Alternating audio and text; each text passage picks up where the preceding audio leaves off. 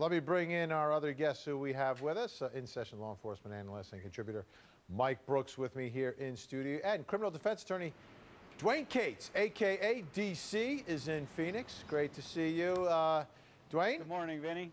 All right, Good to see you.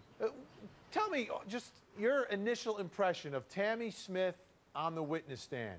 Good or bad for the defense? Well, it's very good, actually. I mean, she didn't come off very well at the beginning of this trial. The way she dressed, the way she had her makeup, the way she sat in her chair. I mean, a lot of the viewers were telling you they didn't like Tammi Smith, at the beginning of this trial. And I think she's doing herself a lot of good by getting up and testifying. Now, criminal defense attorneys, we don't like to have our clients testify very often, but I think she had to in this case. Now, it almost always goes well during direct examination when you put your client on the stand. The test is going to be when it comes to cross-examination. Yeah, because one thing you can do at direct is you can rehearse. You can go through all the questions, Mike Brooks, and you're much more prepared. Yes, you can attempt to prepare for cross-examination, but you can never know exactly where prosecutors are going to go, Mike. So at this point, you know what? I think going into this, to where we are right now, I think DC is right, that this jury, along with our viewers and our 13th juror, didn't like Tammi Smith so much. Right. She's now giving them an opportunity to like her. And this is what I wanted to see and what I was wondering about, because she has a way with people, because we know these stories. You meet someone at Jack in the Box, you could give me my baby. So there has to be something about her that is engaging, that makes you trust her, that makes you believe her to a certain extent. And I think we're seeing some of that on direct examination. Right. It seems like when she hears the word adoption, boom, she hones in on the person. Oh, adoption? Then it's just, she gets the, as I call it, the big eye. Both eyes come into one and it's narrow focus. But no, she's coming across so far as Tammi the helper. And as I said earlier, whether it be in Africa, where she was there on a medical mission, then she wound up becoming the preacher, to the people in the bush, or if it's back at the Indianapolis airports, or if it's a Jack in the Box. She is Tammi, and she's there to help. Now, let's take a listen to Tammi Smith testifying about the conversation, this initial conversation she's having with Elizabeth Johnson at the airport the first time she meets her. I believe we talked for many, many hours. She felt very comforted by me, and she thanked me for caring about her. Did she tell you about the little baby she had with her? Yes. Did she give you his name? I don't remember at what point, but at some point she gave me his name. Okay, what was that? Gabriel. Did she tell you why she was there in the airport? She said that she was coming back from her grandmother's, that her grandmother and her were trying to adopt the baby out, and they had problems adopting the baby out because the father's supposed to be there to sign the papers, and he had just gotten out of jail. That's interesting. So right from the beginning, she admits here, DC, that she knows there's a father in the picture, right? But she's hearing the word jail, so, if I'm someone hearing about a father who's in jail, you're probably not going to have to, think highly of that father necessarily. Elizabeth Johnson spent a lot of time at the beginning of their relationship with Tammi bad-mouthing Logan. I mean, she had Tammi Smith convinced that Logan was the scum of the earth. He was a domestic violence. He was an abuser. He was in jail all the time. He had drug problems. So Tammi Smith, I believe, from the very beginning of their meeting and their relationship, believed that Logan was just a horrible person. I believe she convinced her of that. And Mike Brooks, that that's something that, as a juror, I can understand. All right, she's getting her information from Elizabeth Johnson. Right. And the thing is, one thing for sure that we've learned during this trial is Elizabeth Johnson tells a whole bunch of lies. Right. So many different stories she has told to different people at different times, and ultimately not answering the ultimate question, which is, where is that beautiful little child? Exactly. And Tammi Smith, she was only going on the information at that time, the 6 to 8 hours that they spoke initially, on what Elizabeth Johnson was telling her. What kind of picture was Elizabeth Johnson painting of Logan McCrary, and it wasn't a very good one. So Tammi is only going on the information, but let's see how the story goes along as it plays out in her testimony. All right, Tammi Smith met Elizabeth Johnson and baby Gabriel at an airport. She says when she saw Johnson crying, she just had to go over and offer some help. That part of Smith's testimony is next. Plus, in about 15 minutes, we'll take you back inside the courtroom for the defendant's live testimony. Trust me, you do not want to miss it. We saw her arrive moments ago, so here we go, folks. Day 2 for Tammi Smith on the witness stand. Fasten your seatbelts, get ready. In the meantime, as we wait for all that to resume in the courtroom, D.C. Dwane Cates, great attorney out in Arizona, joins us along with Mike Brooks. All right, let's take a listen to a little bit more of Tammi Smith from yesterday, just for folks who may have missed it. This was an interesting part, and I'm just gonna play it for you, and then I want to get an honest reaction from my two guests. Take a listen. She said, "Are you ready to adopt my baby?" And I was like, "Who is this?" And then she told me, "Do you remember me? I'm the girl from the airport. I had Gabriel." And I didn't remember Gabriel's name when she said Gabriel. I thought she said her name was Gabriel because my daughter's name is Gabrielle. Okay. And I thought she was telling me her name was Gabriel or Gabrielle. And I was getting a little confused. And I'm like, "I'm sorry, can you remind me?" Because I thought, you know, at that moment, I didn't remember meeting someone named Gabrielle or Gabriel at the airport. And then she reminded me of the situation, "You held my baby on the plane." "Oh, yeah, I remember now. I know exactly who you are." Because I've never held anyone's baby in an airport before or in the, you know, in none of that. So then I knew exactly who she was. All right, Dwane Cates, you buying it? I'm buying it, Vinny. I'll tell you what, you know, this is something that people, you know, is kind of getting lost. Tammi Smith didn't chase Elizabeth Johnson down and try to get her baby. She simply gave her phone number in an airport, and several months later, Elizabeth Johnson calls her up and says, "Are you ready to adopt my baby?" Now those are facts that are in evidence, and I believe is undisputed.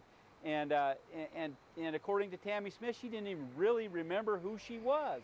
You know, this isn't, you know, they're trying, the prosecution is trying to paint her as this desperate, obsessed woman. You know, would a desperate, obsessed woman wait months and months for a phone call? I don't think so, Vinny. I'm buying it. Mike Brooks, you buying it? No, she had already focused her attention now. She had Rachel Hoover. She thought she had that baby in the bag, ready to go. Everything's going. So she had narrowed her focus on Rachel Hoover's baby. So, hey, I don't need that other baby. I've got this one to look at now. So she took her attention off of Elizabeth Johnson, focused it on Rachel Hoover. Then all of a sudden she gets this phone call. Well, who's that? Oh, and you can tell me after talking to her 6 to 8 hours, she didn't remember. I'm not totally buying it, Vinny. Yeah. Well, we'll see. Again, folks, if you're just joining us, here's what's happening in the courtroom. Nothing. You're not missing any live testimony, but we expect it to resume any moment now. Tammi Smith, the defendant. Tammi Smith, the person who, you know, I read what folks are writing on social media. A lot of people believe that Tammi Smith knows a little bit more than she is saying. A lot of people think Tammi Smith knows what happened to baby Gabriel. Well, I don't know that, but perhaps when she is testifying and gets cross-examined, maybe something comes out. Maybe there's an inconsistency somewhere. Maybe something gets unearthed that has not been uncovered yet. But in the meantime, that is Tammi looking very relaxed on her way inside the courthouse with her loving husband, Jack Smith.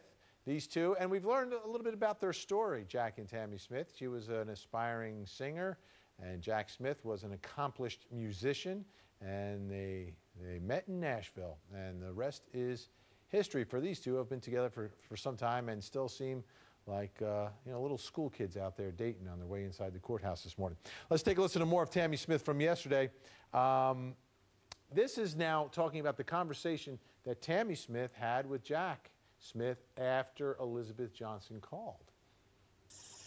We talked about it, and we thought, you know, clearly if somebody has a 7-month-old baby, doesn't know where the father is what she told us, hadn't heard from him in months at this point, she says. Now, is that, she told you this on the phone when she called you up on the 8th? Yes, okay. Yes, that she has not heard from him in months. that once again reiterated that he's a drug addict, he's a, you know, 4-time felon and blah, blah, blah, and she goes on and on about this stuff. And I'm thinking, this is kind of crazy, because how can anyone give up a 7-month-old baby? You've got to be bonded with that baby. There's got to be something's not right here. How about that, DC? How do you think that plays for this jury? Well, you know, I think she's playing really well to the jury right now, and I believe that that's her story. And I share office space with an adoption attorney, and I was talking to him about her testimony and what's going on about this case just this morning. And he explained to me that when people start an adoption process, they kind of get sucked into it, and little by little they'll do strange things to get a baby, especially the longer the process goes on. And it, you know, that fits exactly what is happening to Tammi Smith. I think she got sucked into this thing by Elizabeth Johnson, and I think she was acting relatively rationally in the beginning, and this testimony goes to that. Mike, you know, do you believe what they're thinking, that there's something just not right here, that their end game was not so much, we're going to adopt this baby no matter what, we've got to get this child, versus, all right, we'll take care of the child for a while, but we're not expecting anything here? Well, that's what you kind of got from Jack Smith yesterday. And we're going to get into more of the Elizabeth Johnson and the relationship between Tammi Smith and Elizabeth Johnson. And we heard about Rachel Hoover and how that kind of fell apart. And then the focus went back to Elizabeth Johnson, because that one fell through. So we're going to go back to the other one. So it's going to be interesting to hear what she has to say. But she was there for all of Jack Smith's testimony. She heard Jack Smith's testimony. So will it go in line with that? And you know, she's told so many stories. How many inconsistencies are we going to hear? But we really haven't heard that many inconsistencies there's nothing yet. that jumps out to me. There's no glaring inconsistency from Tammi Smith. So that's significant, because we always say it's a lot easier to tell the truth than to make up a story. Now, Tammi Smith is not someone, you know, who we don't have a record of her telling her story. She's told it to everybody. She's told it to police. She's told it, you know, starting to tell it on the witness stand. She's telling it to Nancy Grace at night. I mean, she's telling her story to reporters, to anyone that would listen. We heard the messages, the conversations with Logan McQuarrie. So you put all that together, and if you're a prosecutor preparing for cross-examination, you're going through every one of those transcripts, and you're looking at her story, and you are focusing on everything that she has said, because when it's time for you to question her, you're going to go in those areas. And as soon as there is any indication of an inconsistency / slip up, whatever you want to call it, the prosecutor will pounce on it. Now, if she gets through cross-examination and there aren't moments like that, oh my goodness, Tammi Smith may very well walk out of that courtroom. Now, the forgery thing is what it is, and I don't know where that's going. I don't know if there is a defense to that one. But this jury is going to, you know, give her a break. Now, Dwane, the other thing here for this jury now, how important is all the other evidence versus just Tammi Smith getting up there and answering every question that her attorney has, that the prosecution has, and that the jury has? You know, she's not acting like a guilty person, you know. She, like you said, she told her story to anybody that would listen. You know, she cooperated with the police every time they came to their house, every time they wanted a statement. She sat down and gave them a statement. And in all the statements that I've heard, I don't see any big inconsistencies. And the prosecutor's going to have to be careful, Vinny, because if they nitpick a couple tiny inconsistencies and that's all they got at the end of the day, then they're going to look bad, and they're going to look like they're trying to beat up on her. So you've got to be really, really careful in cross-examination, and only go for the throat if you got something to go for the throat on. Otherwise, you just got to get out. You know, their main thing on cross is going to be, you know, here's a document. Did you write on this document? Is this your handwriting? Did you put this there? You know, that's the stuff I'm worried about for Tammi Smith in this. The conspiracy stuff, I think she's got a good shot on. You know, there was one statement that she made in what we just played a few moments ago that I'm having a hard time believing. And that is Tammi Smith saying that she's having a conversation with someone and she is just sitting there listening.